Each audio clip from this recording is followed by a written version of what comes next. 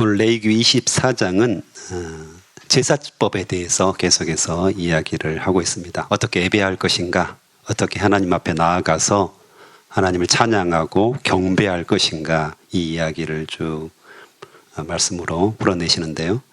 등잔불과 또 진설병 이야기가 나옵니다. 먼저 1절에서 4절까지 등잔불에 대한 이야기를 나오는데요.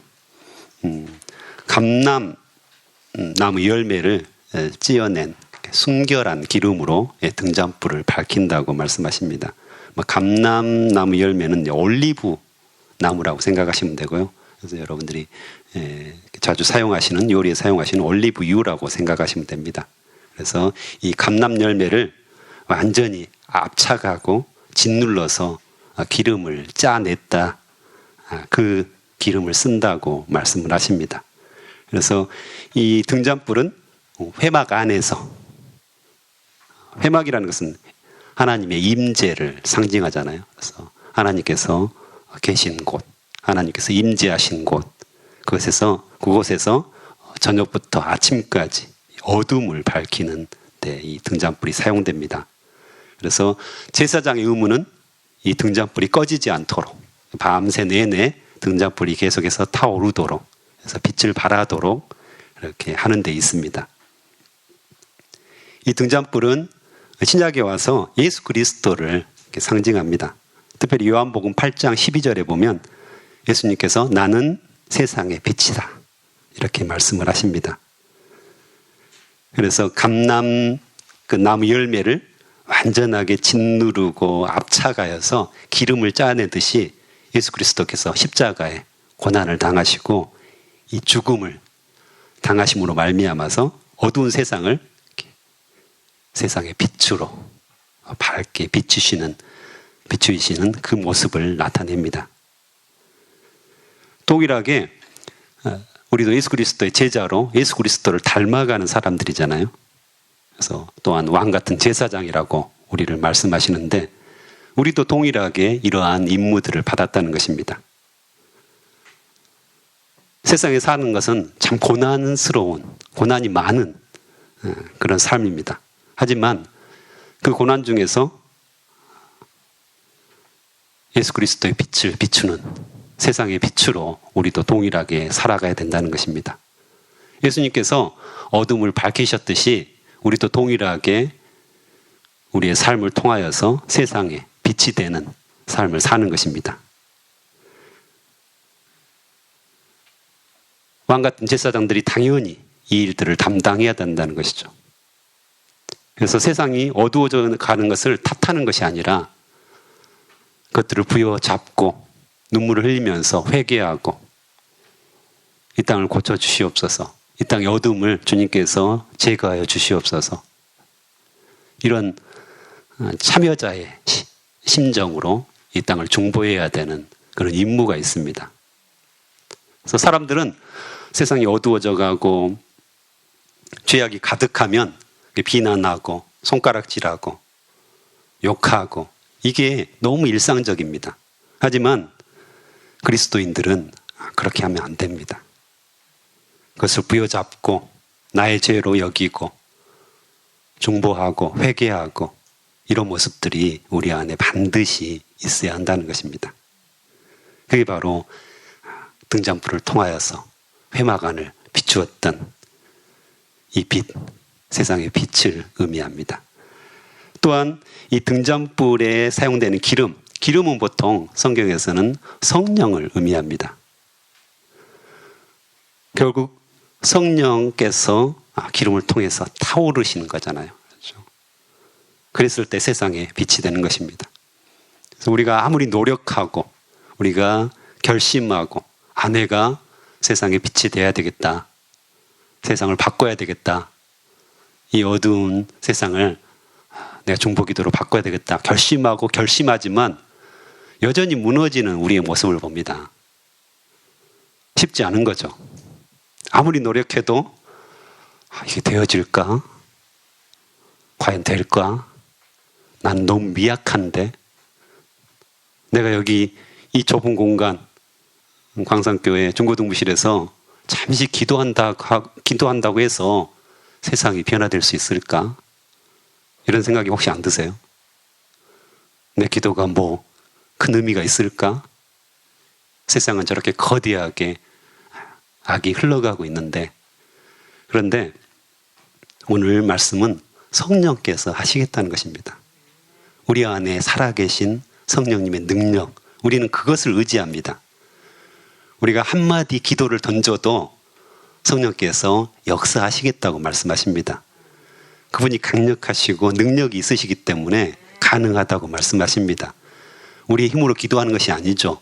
우리의 힘으로 세상을 바꾸는 것이 아닙니다. 우리 안에 살아계신 성령께서 역사하실 때 그건 가능한 일입니다.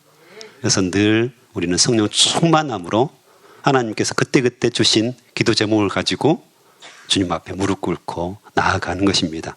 그러면 하나님께서 자연스럽게 우리를 세상의 빛으로 만드시는 것이죠. 예수님께서 그렇게 하셨던 것처럼 동일하게 연약하고 부족하고 아무것도 아닌 자를 통해서 하나님께서는 역사하시겠다고 약속하십니다.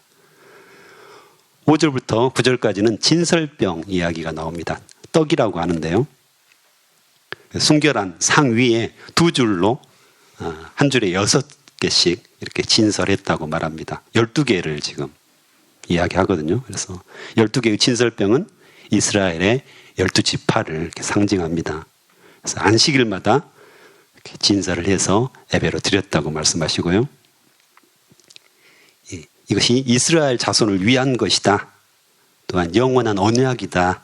이렇게 8절에 말씀하시는데요. 또 이 진설된 이 떡들은 아론과 그 자손들이 먹을 수가 있었습니다. 그래서 지극히 거룩한 떡이라고 말씀하시죠. 이것도 동일하게 요한복음 6장 48절에 보면 예수님께서 내가 곧 생명의 떡이니라 말씀하십니다. 그래서 나를 먹고 마시라고 특별히 말씀을 하시잖아요. 그래서 예수님께서 우리의 생명의 떡으로 영원한 양식이 되신다고 말씀하십니다. 제사장들도 또한 하나님의 백성들도 생명의 떡이신 예수 그리스도를 믿음으로 말미암아 영원한 생명, 영원한 양식을 얻을 수 있다고 분명하게 말씀을 하십니다. 특별히 떡은 또한 예수님이고 하나님의 말씀이죠. 우리가 하나님 안에서 살 때 회막에 이제 예수 그리스도 하나님께서 임재하신다고 했잖아요. 그 안에 우리가 살 때 우리의 힘과 능력은 바로 하나님의 말씀에서 얻어질 수가 있습니다. 그 말씀을 우리에게 계속해서 공급해 주시는 거죠. 그러므로 말미암아서 우리가 영적인 힘, 영원한 생명을 얻는 것입니다. 우리가 교회에 왔다 갔다 하는 것으로 만족하면 안 됩니다. 우리의 신앙이 깊어지면 깊어질수록 결국 하나님의 말씀의 깊이가 깊어지는 것입니다. 예전에는 그냥 성경을 통독했다면 좀 시간이 지나면 묵상도 해야 됩니다. 묵상해서 깊이 있게 하나님의 말씀이 그러한가 상고하는 것들, 또 내 삶 속에서 그 말씀이 드러나도록 계속해서 적용하는 일들을 담당해야 됩니다. 또 그런 일들을 계속했다면 나중에는 학가다나 암송을 통해서 주의 말씀이 내 안에 가득하도록 채워야 합니다. 또 거기서 만족하지 않고 성경을 연구도 해야 합니다. 보통 성경 연구는 저희 같은 목회자들, 목사들이 하는 걸로 아는 분들이 참 많습니다. 하지만 하나님의 백성들, 하나님의 사람들은 자연스럽게 시간이 지나면 지날수록 말씀에 대한 사모함이 있습니다. 갈급한 거죠. 그래서 그 당시의 배경이라든가 또 환경이라든가 의복이 어땠는가, 관습이 어땠는가, 또 지형이 어땠는가. 그 당시에 이 이스라엘 백성에게 하나님께서 주신 말씀이기 때문에 오늘날 우리의 사회하고는 많이 다른 모습이 있습니다. 그래서 그것들을 연구하고 연구해 보면 하나님께서 이런 상황에서, 이런 환경 속에서 이런 말씀을 하셨구나. 그래서 이게 나에게 적용되는구나. 이것들을 알 수가 있습니다. 그래서 말씀을 자꾸 채우고 또 채우고 읽다 보면 말씀을 잘 모르는 단어도 나오고 여러 가지 오늘날 사회하고는 좀 다른 문화적인 배경들이 보입니다. 그때 그냥 덮어놓고 믿으면 되지. 이게 아니라 왜 그렇지? 왜 이 말씀은 이렇지? 찾아보고 또 찾아보고 모르면 또 주변 분들 목사님들한테 물어보면서 그 말씀들을 정확하게 우리가 알고 또한 삶에 적용하는 것들이 반드시 필요합니다. 그게 이제 양식이 되는 겁니다. 그래서 우리 안에 좀 더 말씀을 먹고 그것의 감격을 경험하고 또 그것들을 우리 안에 삶에 실천하는 그런 아름다운 역사가 계속 일어났으면 좋겠습니다. 그래서 성경 말씀을 통해서 하나님께서 생명의 양식, 떡을 우리에게 주십니다. 또한 제사장은 여기에서 땅을 기업으로 받지 못하잖아요, 나중에. 그래서 그 육신의 양식을 이 진설병을 통해서 채웠습니다. 그래서 디모데전서 5장 18절에 보면 성령이 성경에 일렸을 때 곡식을 밟아 뜨는 소의 입에 망을 씌우지 말라 했고 또 일꾼이 그 싹스를 받는 것이 마땅하니라 이렇게 말씀하셨다고 말씀하십니다. 그래서 제사장들은 영적인 생명을 유지했을 뿐만 아니라 육적인 생명도 이것을 통해서 유지했던 것입니다. 우리가 왕같은 제사장이라고 했잖아요. 그래서 늘 우리에게 걱정이 뭡니까? 무엇을 마실까? 무엇을 먹을까? 무엇을 입을까? 우리가 기도하지만 돌아서면 걱정과 근심이 있는 거 아닙니까? 왜 당장 우리가 먹어야 되니까요. 당장 마셔야 되니까요. 당장 입어야 되니까요. 자연스럽게 우리가 일상적으로 해야 할 일이잖아요. 근데 그것을 하나님께서 책임지시겠다고 말씀하십니다. 이 진설병을 통해서 영원한 양식을 우리 모든 사람들에게, 모든 그리스도인들에게 공급하시겠다고 약속하십니다. 마태복음 6장 33절에도 분명하게 말씀하시죠. 먼저 그의 나라와 그의 의를 구하라. 그리하면 이 모든 것을 더하시리라. 덤으로 먹을 거, 입을 거, 마실 거 다 주시겠다고 약속하십니다. 그래서 근심하지 말라는 거죠. 걱정하지 말라는 거죠. 왜? 기도하면서 근심하냐고 우리에게 말씀하십니다. 이렇게 진설병 이 모습을 통하여서 우리에게 모든 것들을 공급하시겠다고 약속을 하시는 겁니다. 또한 이 등잔불과 진설병을 보면 반복되는 단어들이 있는데 순결한 기름, 순결한 등잔대, 순결한 상, 순결한 유향 이걸 사용합니다. 이 순결하다는 것은 뭘 말할까요? 찌꺼기가 없고 잘 정제되어 있고 다른 기름하고 섞이지 않는 거죠. 당연히 짜고 압차가면 찌꺼기가 남죠. 여러분 참기름 이렇게 오래 놔두면 어때요? 밑에 찌꺼기가 가라앉습니다. 그런 것들을 다 보자기를 통해서 다 제거한 거죠. 순수하게 깨끗하게 정제했다고 보통 말하잖아요. 그래서 찌꺼기가 없게 만든 거죠. 등잔대 같은 경우도 순금을 사용하잖아요.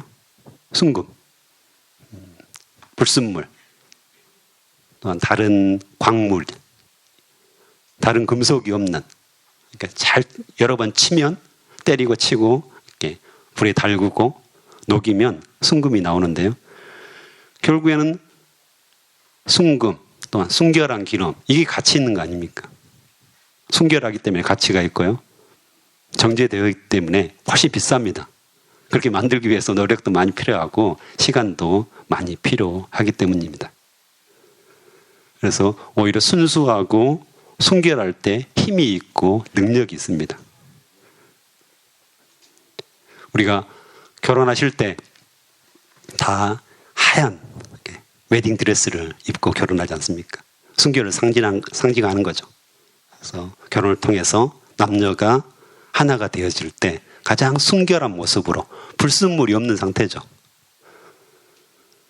그래서 나중에 이제 자식이 생기면 불순물이 되기도 합니다.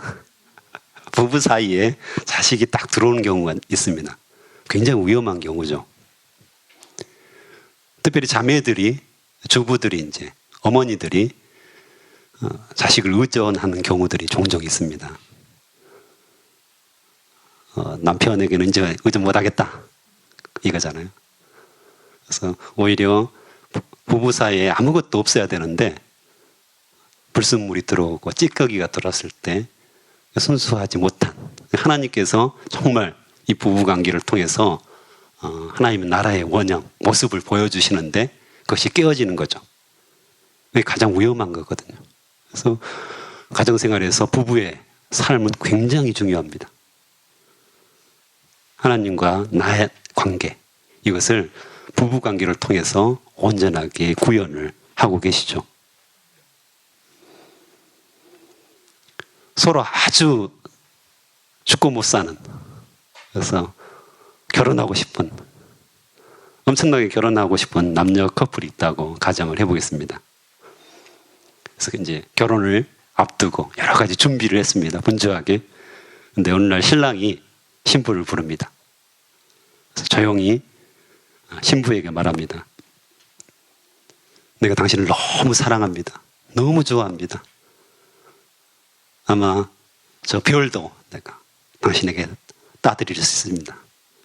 당신을 너무 사랑하는데 이제 결혼을 하고 제가 한 달에 한 번씩은 다른 사람을 사랑하기 때문에 그 집에 다녀오겠습니다. 29일 동안은 당신을 사랑하기 때문에 내가 온전하게 당신을 사랑합니다. 하지만 하루쯤은 다른 사람을 사랑하기 때문에 다른 집에 다녀오겠습니다. 이러면 어떨까요? 신부가 내버려 둬야 됩니까? 이 신랑을? 네. 네. 두들겨 패 죽여야 된다. 네, 정답입니다. 이 말이 안 되는 거잖아요. 이게 사랑입니까? 이걸 사랑이라고 말할 수 없는 거잖아요. 부끄러운 거잖아요. 정말 창피한 그런 고백인 거잖아요. 당신을 사랑한다고 말하는 게 거짓말인 거잖아요.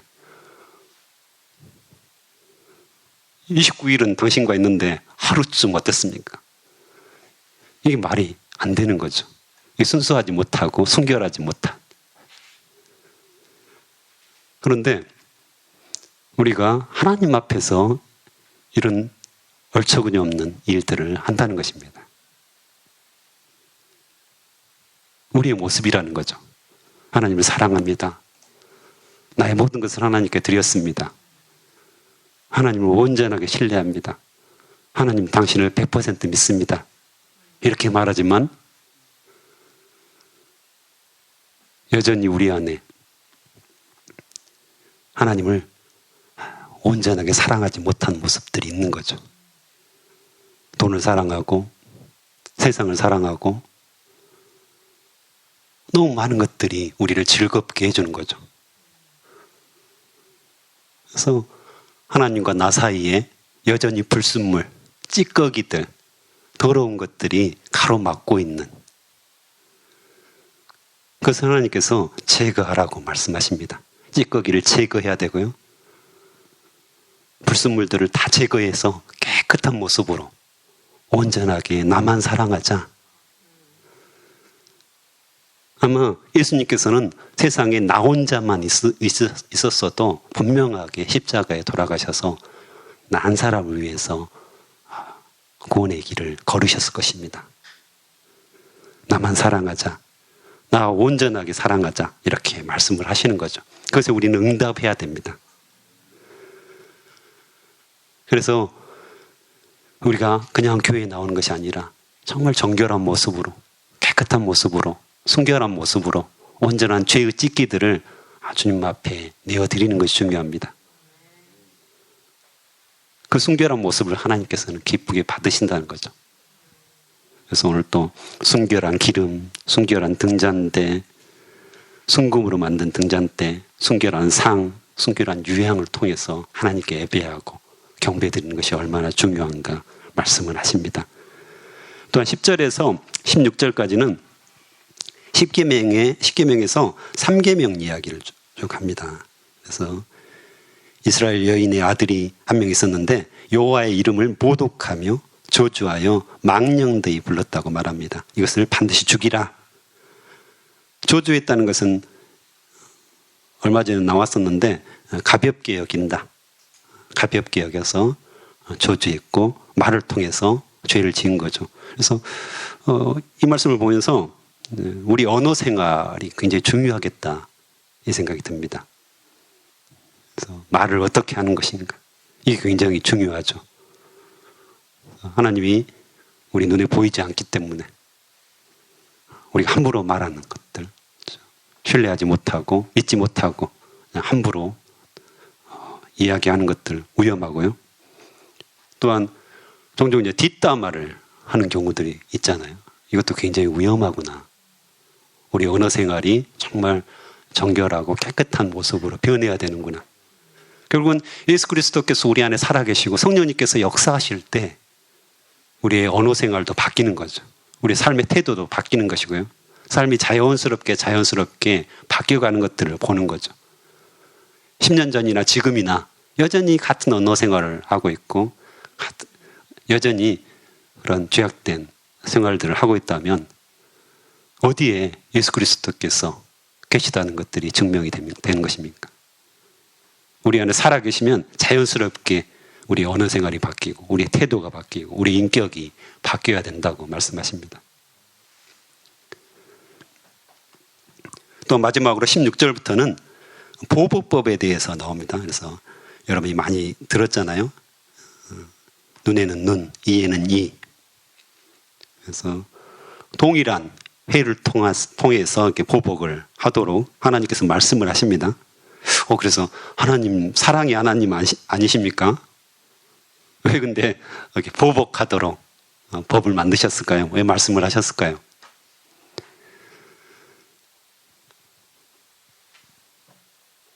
자녀들이 종종 싸우잖아요. 그래서 다른 사람하고 싸웠어요.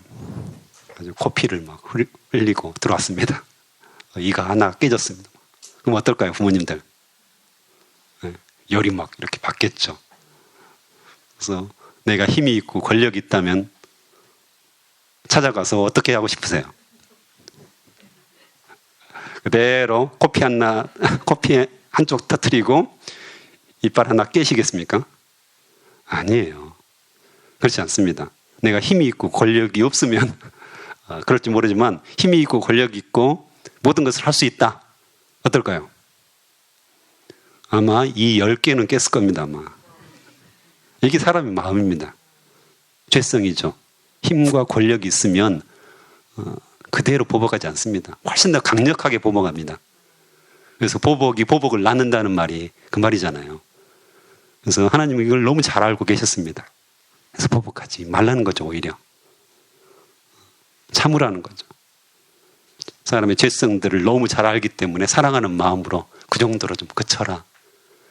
근데 그쳐지겠습니까? 그래서 이건 예수님도 말씀하시잖아요.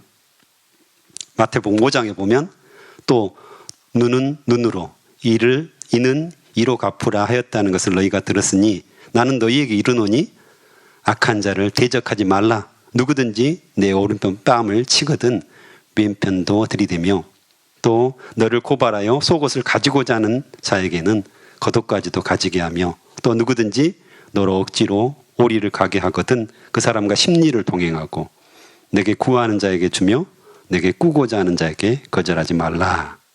예수님께서는 그렇게 말씀하시잖아요.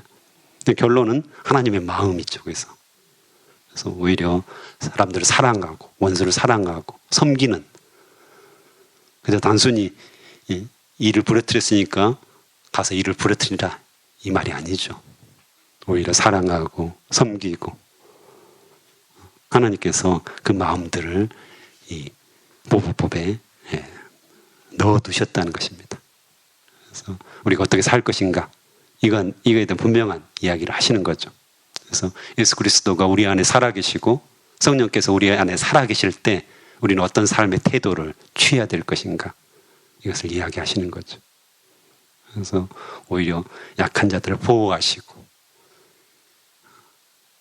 하나님께서 사랑으로 감싸셨던 그 모습들을 우리가 봐야 된다는 것입니다. 그래서 우리 주변에 수많은 약하고 가난하고 어려운 사람들이 있습니다. 그 사람들에게 우리가 동일하게 사랑과 섬김을 베풀 줄 아는, 단순히 내가 예수님을 믿었어, 나 기도했어, 이 정도의 삶이 아니라는 거죠. 기도했으면 삶이 변화가 돼야 하는 것이고, 우리가 말씀을 통해서 깨달았으면 동일하게 말씀대로 사는 것이 필요한 거죠.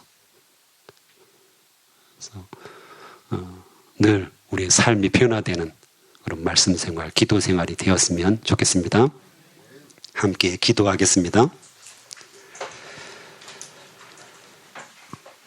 하나님 아버지, 감사합니다. 오늘 또 우리에게 말씀하여 주셔서 감사합니다. 생명의 떡이 되신 예수 그리스도를 우리 안에 모시고 있으므로 우리가 영원한 양식을 얻었음을 인하여서 감사합니다. 세상에 비치신 예수 그리스도를 우리 마음속에 모심으로 말미암아 우리도 동일하게 어두운 세상에 빛이 되도록 말씀하여 주셔서 감사합니다. 예수 그리스도를 모신 자로, 성령을 모신 자로 우리의 삶이 늘 변화될 수 있도록 인도하여 주시옵소서. 우리 삶 속에서 구체적으로 우리의 삶의 모습들이, 또한 태도들이, 우리 언어 생활들이 변화될 수 있도록 역사하여 주시옵소서. 오늘 또 귀한 헌금을 두고 주님 앞에 나온 자들이 있습니다. 주님께서 받아주시고 이 헌금을 주님께서 흠양하여 주시옵소서. 또한 이 헌금이 쓰이는 곳곳마다 하나님의 나라가 전파되게 하시고 수많은 잃어버린 자들이 돌아오는 역사가 일어날 수 있도록 은혜를 베풀어 주시옵소서. 감사합니다. 예수님의 이름으로 기도합니다. 아멘.